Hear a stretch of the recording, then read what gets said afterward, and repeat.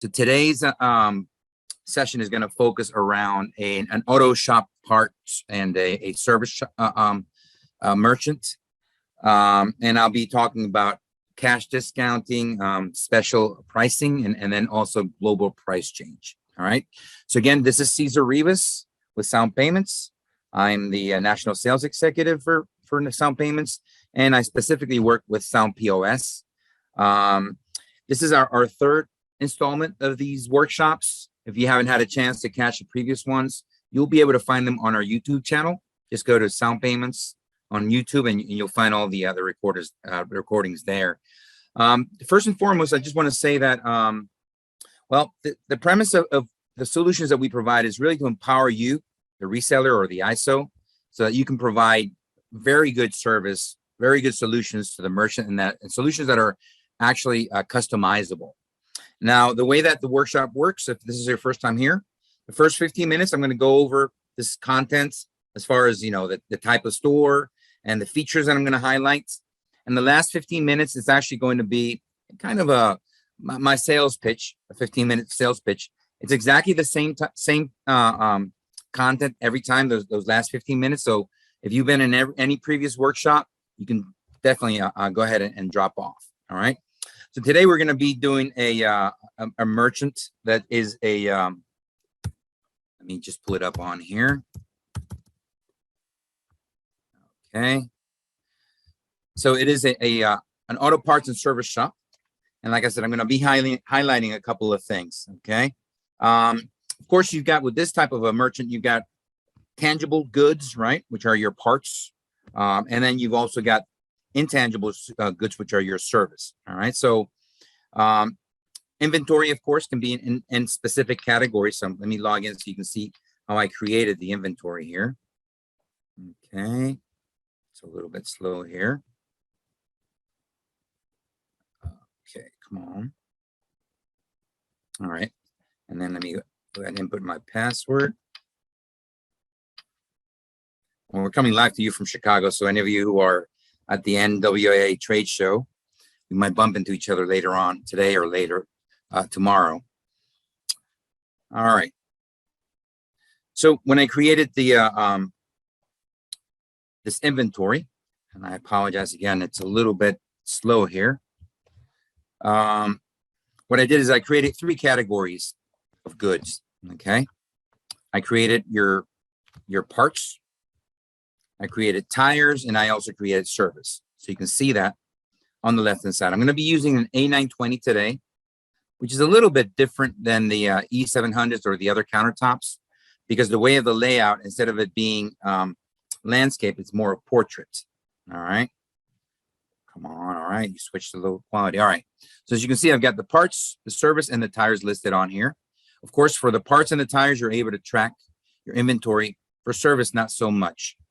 And I bring that up because our solution has the ability to, in addition to track by item, as I said, tangible items, it has a function to track by weight, and you can choose any type of let's say any sort of a log in so you can see it here, any sort of unit. All right. So what I do is kind of a little bit of a cheat or around is when I create a service item, and I'm showing you here when I log into the actual store. When I create a service item like labor, okay, what I do is, let me show you this here. The bottom, then I choose sales by weight, but for unit, I choose hour. So what happens is when you do choose any type of a service item that you're going to sell, oh my God, I'm so sorry. Let me go ahead and reconnect again here. Bear with me 1 second.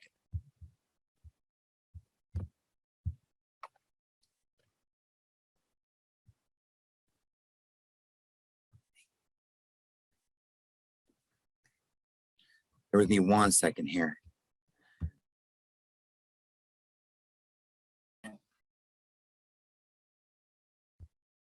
All right, let me go ahead and improve the connection. So when you choose to do a service item, let me zoom back in so you can see it. Connection is a little bit better now. When you do a service item here, okay, like labor, and I put down $25 an hour labor. It's going to ask you, it says wait at the top, but it's going to ask you how many units you want. So you choose 4 units, and it's going to charge 25 times 4, whatever you have established for your hourly labor at the shop. Okay. So now you see that you've got 100, and if you look in here, it'll show you. Bear with me 1 second here. It actually show you 4 hours of labor for $100. All right. So you can even include that when you are creating the items that are non-tangible, such as labor, or maybe if you do a tire, a balancing fee for each tire and so forth, you can definitely do that. And my apologies today. Really, the internet is a very poor quality today. But let's go ahead and move into the items that I actually want to highlight today. First and foremost, the cash discount. All right. So the cash discount, you're going to be able to activate at the reseller level. You go to the store that you want to activate that. And a couple of things I want to highlight from that. So for this store, I've actually set up, instead of cash back or markup, I've got non-cash, which means that, of course, you're going to charge extra. And I actually set it for 5%. You can set it also for a fee if you'd like. Okay. Just a flat fee. But I set it for 5% for any payment that's other than cash. All right. Now, when you do set that up, if you go into the actual payment settings, let me show you here, you can actually select which items would qualify for that discount or not. Let's bring it up here. Okay. Go back to the store.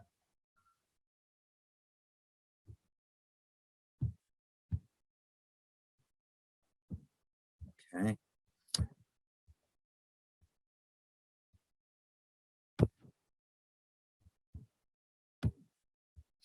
So you can actually select, for example, credit card to have that markup, or you can actually select other items as well. Oh, one more thing I wanted to actually show you guys here. Let me just go in here real quick.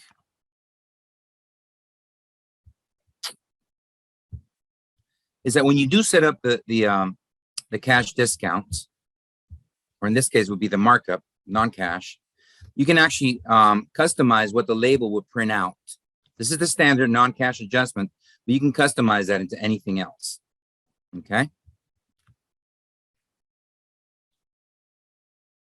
All right. The next thing that I bring up is the special pricing, and that would be what you would consider, your sales or your discounts. You're going to do that here under the maintenance function, and you have 3 options here. Okay, it's called the special pricing. Give it 1 second while it brings up. I apologize again for the quality of the connection. It's poor here at the hotel in Chicago. So you're going to go to special pricing. You're going to select the item that you want to actually price. Okay, so you can do a search. So you're going to see here at the top.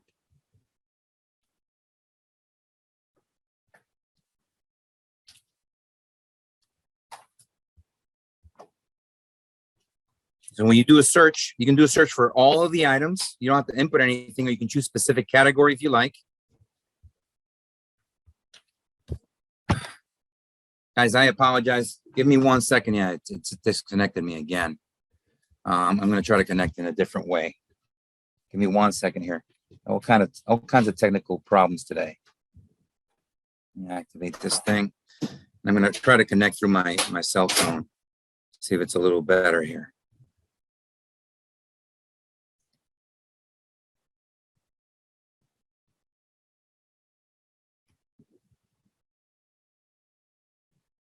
All right, so I'm back online. Let me try to connect again and see if it's going to give me a better response.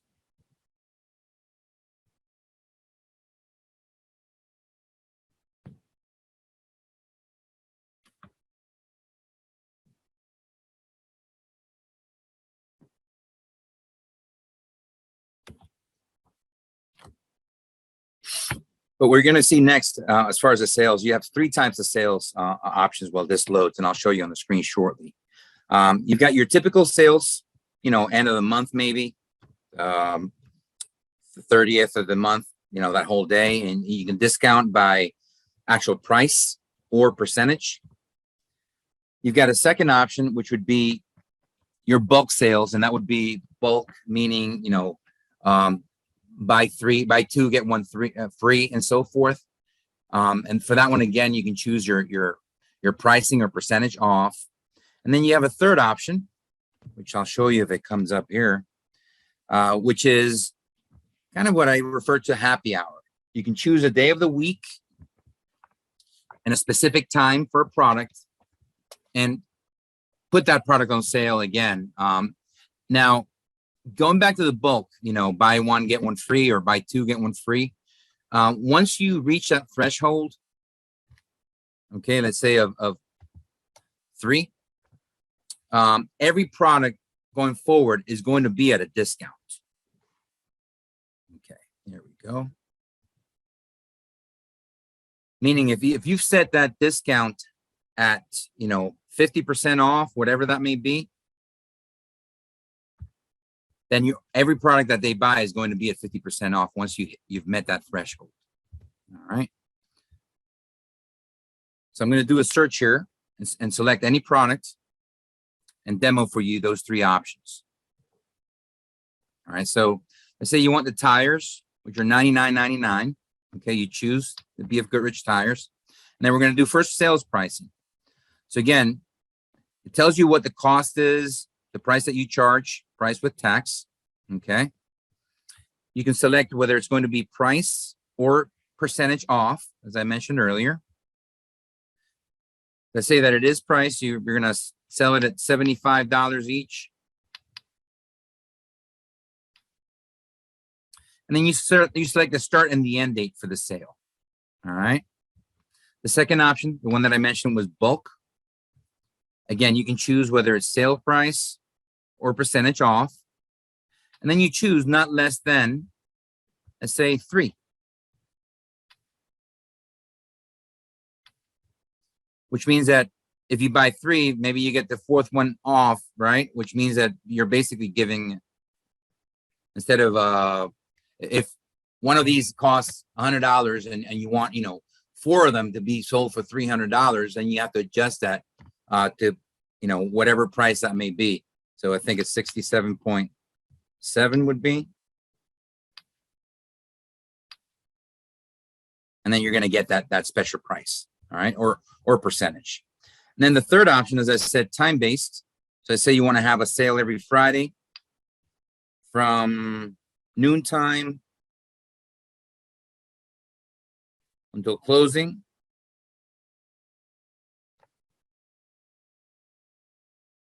Or 11 till closing.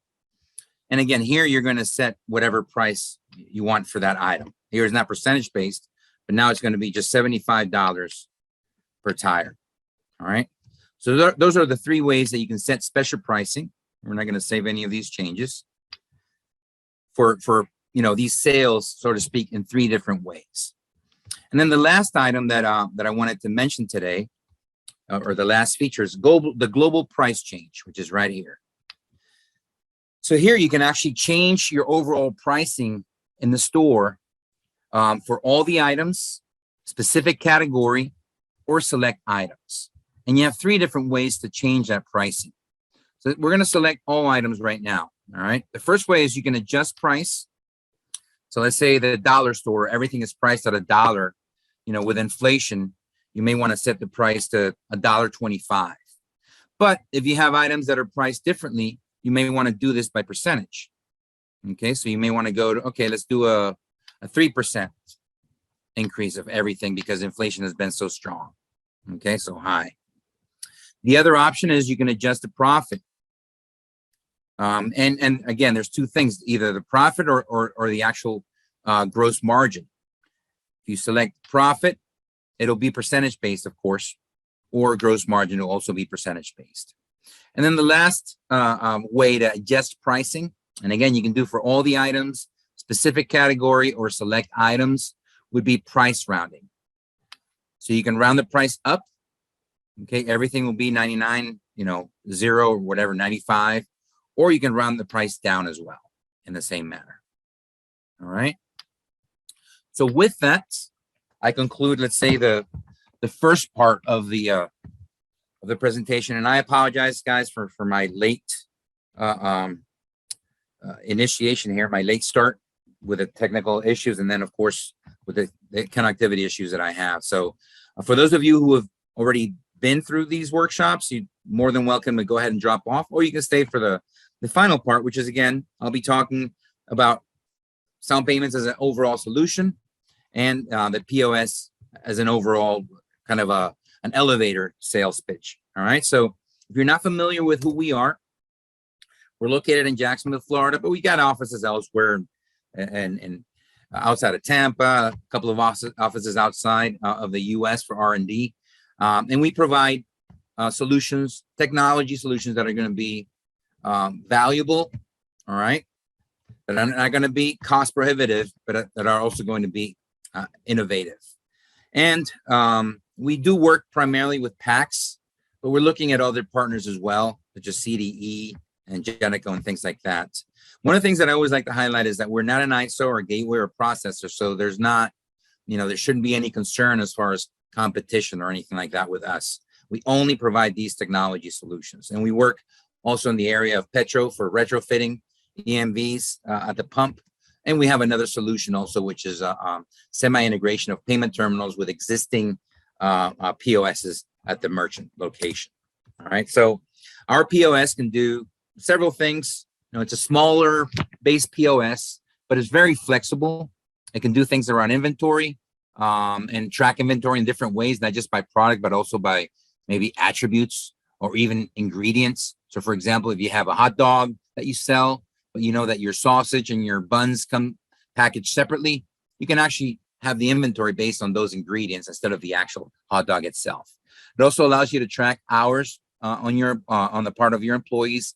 It doesn't calculate your payroll, but you can export the hours in Excel format, which is usually compatible with pretty much any payment payroll processing software.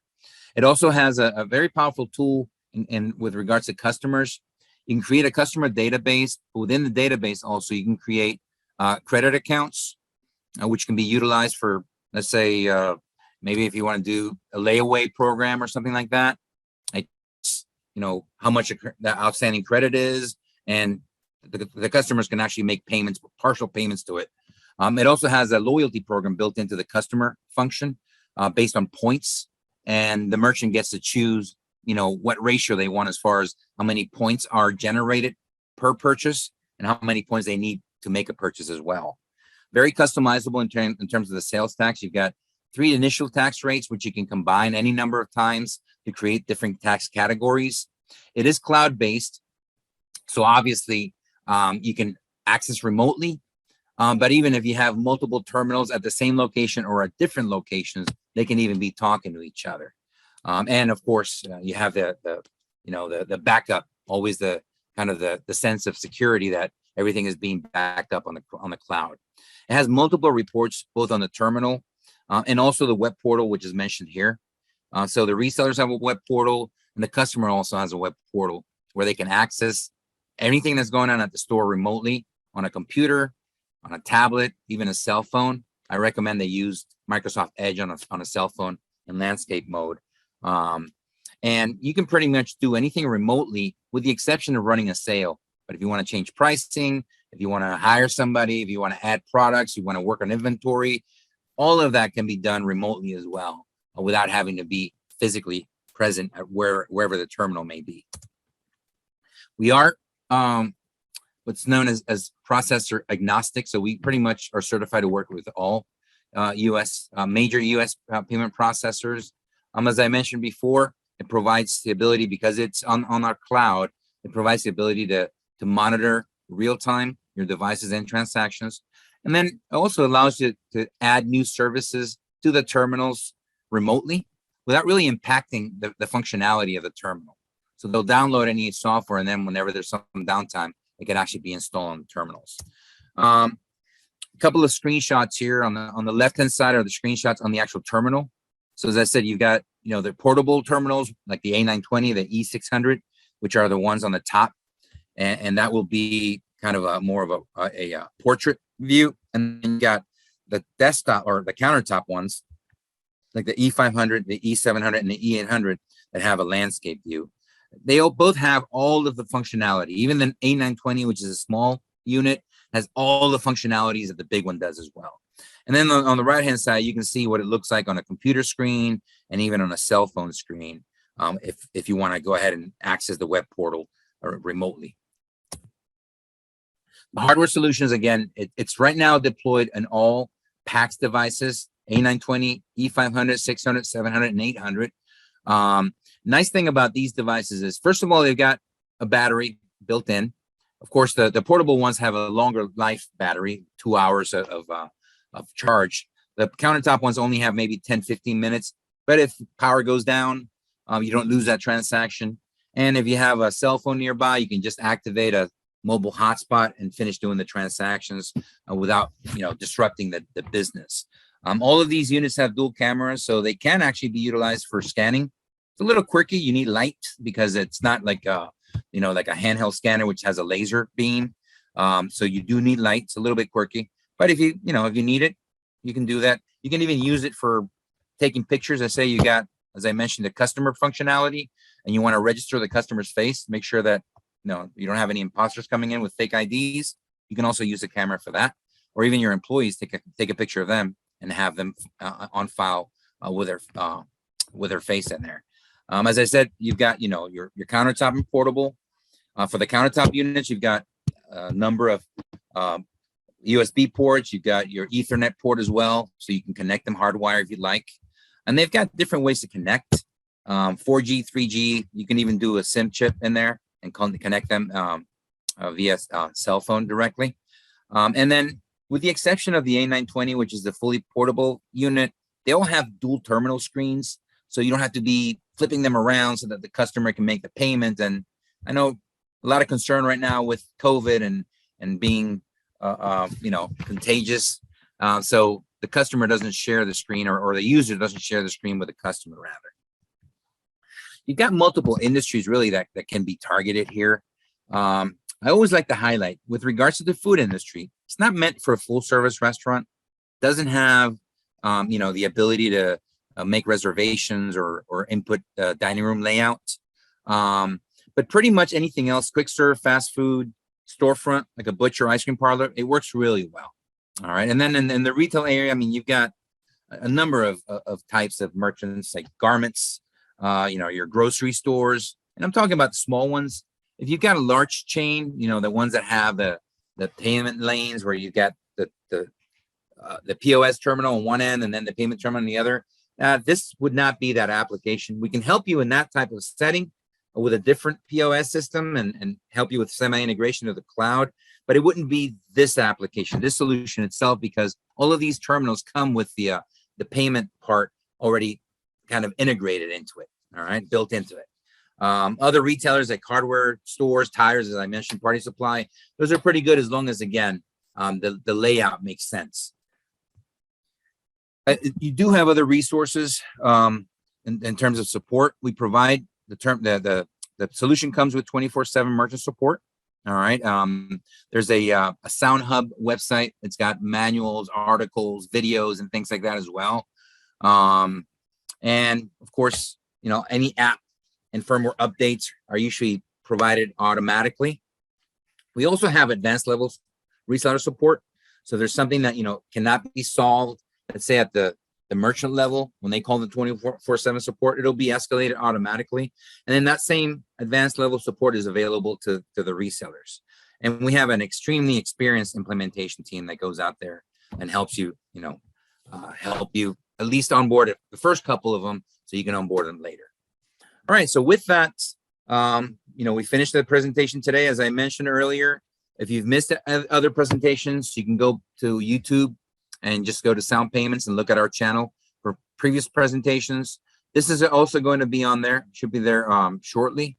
Again, thank you so much for taking the time. Thank you for your patience and hanging in there. My name is Cesar Rivas. I'm the National Sales Executive. You can send questions through the Zoom app, or you've got my email right there. Feel free to shoot me an email if you have any other questions or comments about our solution. So again, enjoy the rest of your day, and we'll see you next month. Thank you.